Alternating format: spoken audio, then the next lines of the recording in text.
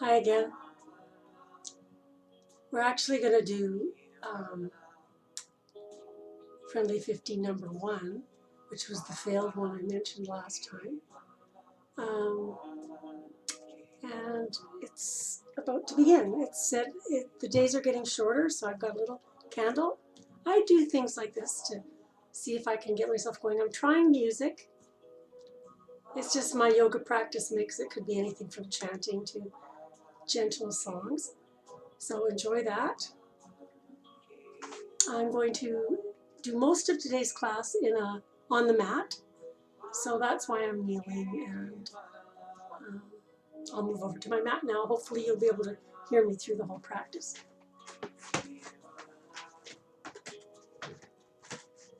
I'll put the candle over here.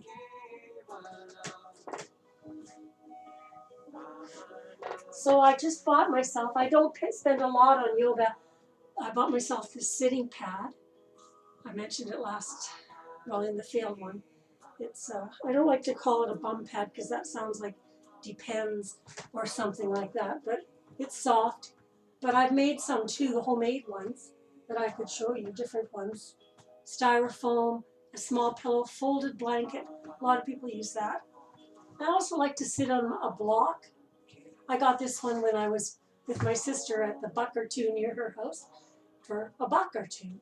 And I think I paid full price for this one at Walmart. I think it was like $5. So I have 2 here. And I like to sit on one of these. This is how I've been sitting for the longest time, just sitting on that. But it's a little bit high, and then I cross my legs.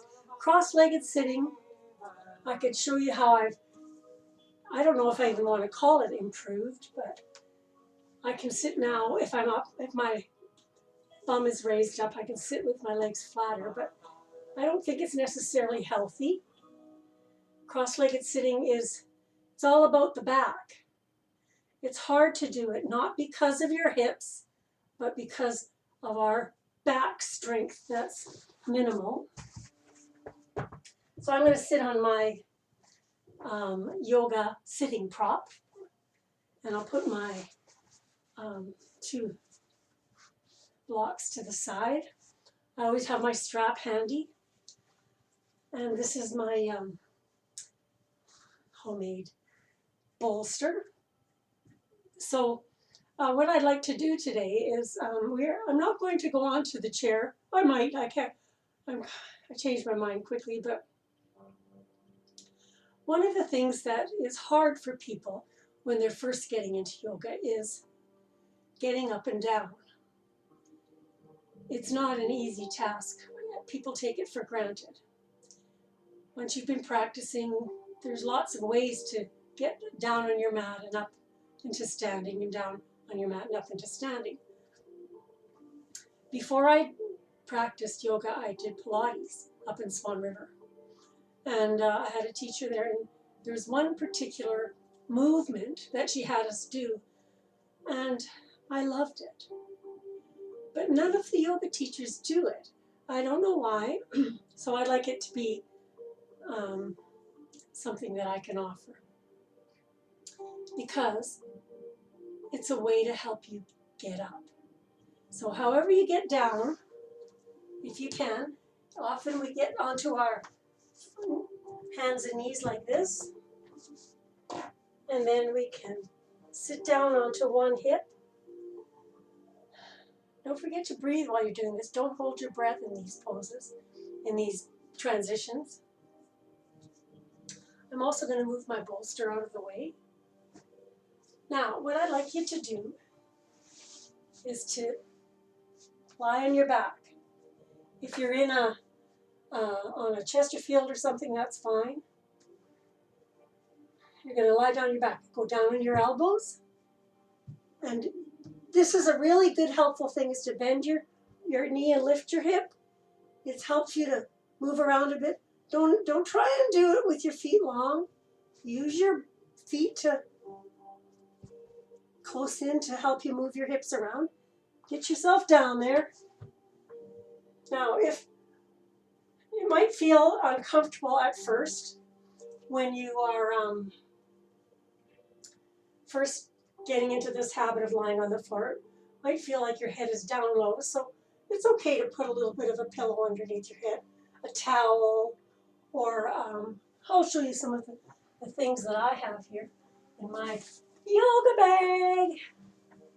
I have a beautiful towel that's especially for covering a yoga mat that I got when I went out to Vancouver for my aunt's 100th birthday, and I did some yoga practices there. I have a small yoga towel that I got when I did my yoga training at the University of Manitoba, and I couldn't put that under my head.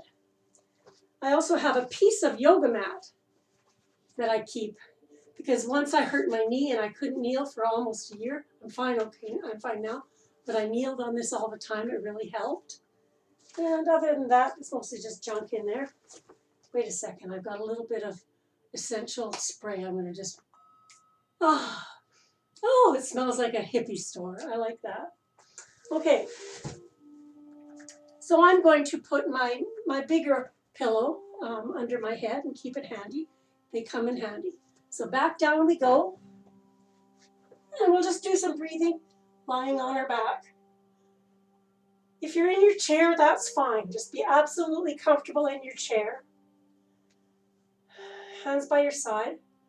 Hope you can hear the music. We've got a little bit of a quiet music going on now. So we'll do some breathing. Inhale.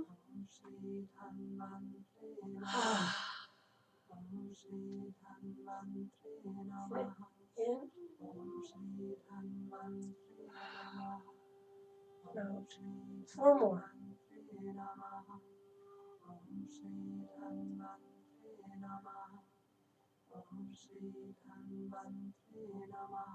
In Pilates, we count reps. In yoga, we count breaths. 2 more. Shoulders down. If you can face your palms up, that's a nice feeling of liberation. 2 more.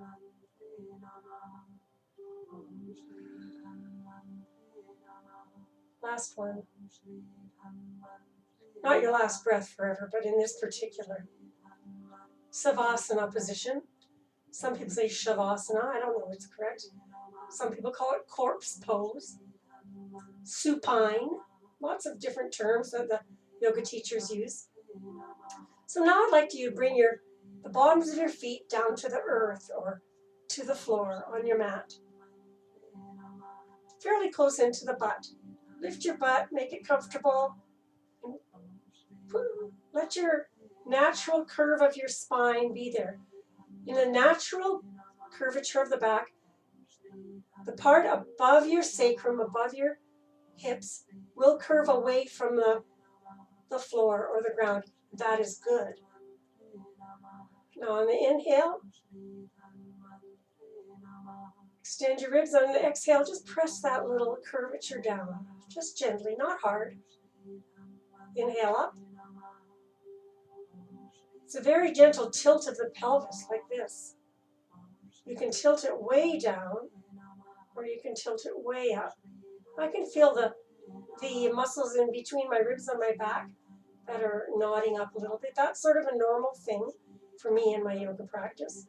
Make yourself comfortable. If that happens, don't hesitate to move around until you feel comfortable.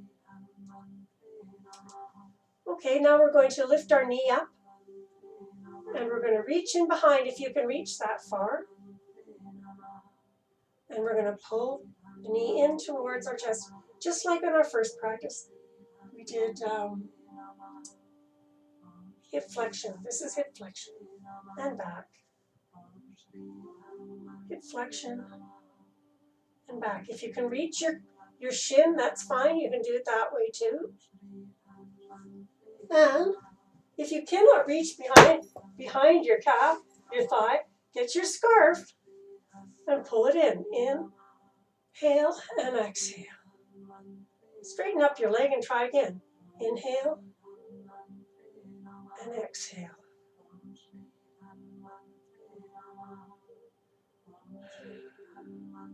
I always like the movement better than the static holds.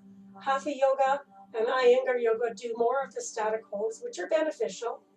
My preference is a little bit of movement at all times, but that's just me. Now bend your leg and see if you can get your strap or your scarf over your foot. Keeping this leg bent. If you feel, this is my right leg. If you want, you can straighten out that bottom leg, but don't feel you have to. We're not trying to prove anything here. I want you to just feel a little stretch in the back of this leg. And now taking the strap into your right hand. Lean it out a little bit. You'll feel a little bit in the groin in between here. And back up. And across the other way. For balance, you can put your hand out to the side of your mat. And back up. And then bend it in again. Hand behind the thigh or on top of the shin, whatever works. Or if you have a lot of belly fat or very limited flexibility in your hip or large thighs, you might want to use the strap instead. It's still beneficial. Doesn't matter. Your body is beautiful however it is. Yoga will benefit you no matter what. And put that foot down to the ground. And now we're going to do the same on the other side. And I'm going to switch around because, as you can see, I'm very close to the wall here. So I can't move my leg that way. So because I want to benefit from both. How are we doing? 11 minutes. Oh gosh. Okay, well, we'll do this side. Back down. Pull in the knee. However you do it.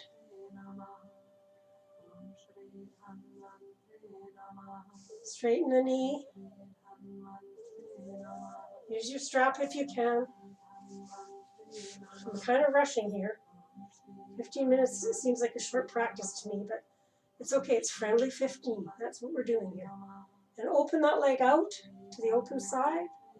Oh, doesn't that feel good in there? Don't do it too far now. Remember, you can straighten that bottom leg or keep it bent. What you want is safety on the lower back, and then over to the other side, putting your hand out here for balance. Don't forget to breathe. Okay, now the purpose of this whole exercise was for me to teach you mermaid, and so I'm going to do that now. At the end of practice, usually we end up on the mat, and I'm going to show you how to get up in a very safe and beautiful way.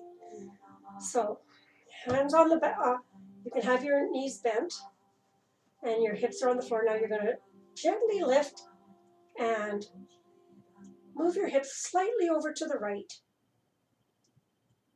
or away from the camera.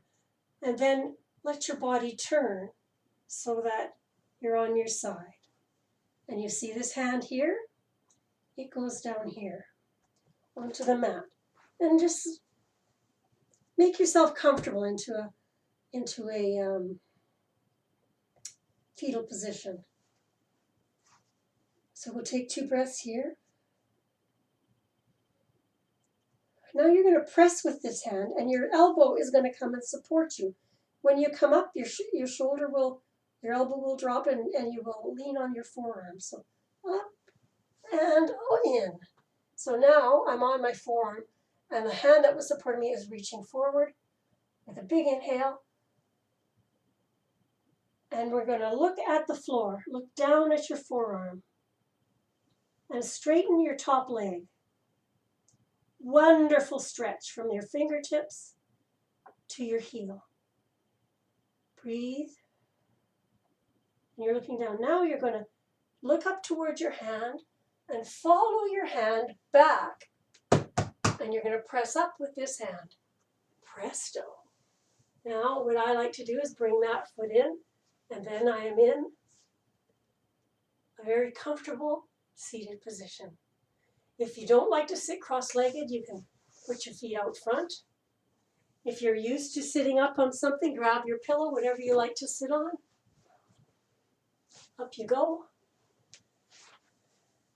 Cross your legs if you like. Hands together. That's our 15 already. Hope you enjoyed your practice today. Friendly 15. I'm so pleased to see you, Tracy, and I'm really love always practicing with you, Dana. Thank you.